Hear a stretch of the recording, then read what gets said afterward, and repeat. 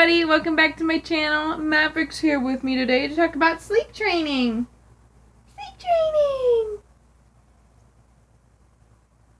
No excitement. So we've been sleep training for the past couple days now. It hasn't been easy every night. It's been difficult, huh?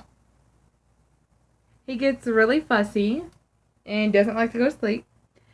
So I've compiled a short list of some things that might make your sleep training a little bit easier.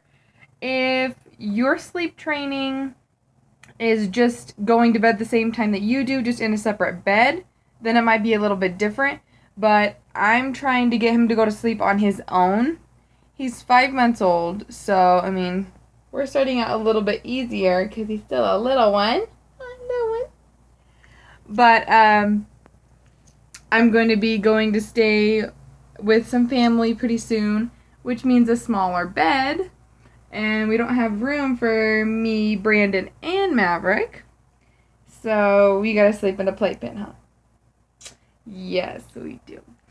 So, okay, first thing is if you're trying to get your munchkin to sleep by themselves and cry themselves to sleep, I pre-warn you, it is hell listening to them cry like that and scream. But what I've been doing is just letting them cry for 5 to 10 minutes, just like that. Yes, right on cue. Right on cue, huh? Just let them cry for a few minutes and then go back, check on them. Let them know they're not by themselves. You don't want them to feel scared. But go in there, pick them back up, put a bottle on mouth, binky, whatever you're using. Reassure them that everything's okay. And walk back out and do that every 5 to 10 minutes until they're asleep. You could also do what I do. I put on white noise or music. Definitely feed them beforehand and burp them so they're not throwing up while you're not in the room. Because for some reason when he overeats any amount, even if it's just a little bit, he'll throw up and it'll come out of his nose. And if he's choking on it, he gets really, really scared and it just gets really bad. So definitely burp before you leave the room. Yeah. Also, making sure you're not leaving any toys, pillows, anything like that, any extra things in either the crib or playpen or on the bed that you're using.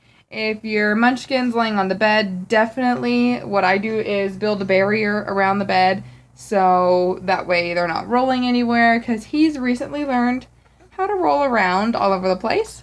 And a playpen's a little bit easier, or a crib, because they can't actually get out of it yet. But definitely make sure they're safe where you're leaving them if you're going to be out of the room.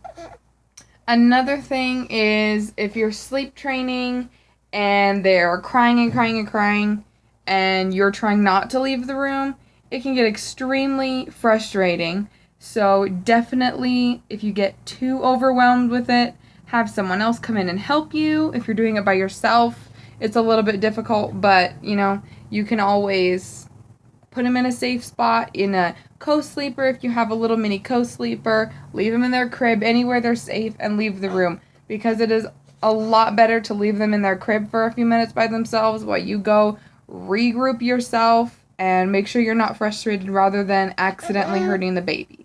Any shaking that you do or anything, any excessive bouncing can hurt the baby. So you want to make sure that you're doing everything you can to make sure they're safe while you're trying to sleep train. It is extremely difficult and frustrating, especially 3 o'clock in the morning when you're tired too, and they're tired, and any hint of frustration that they sense from you, they pretty much feed off of it, and they get frustrated, and it's not fun. I gotta put him down.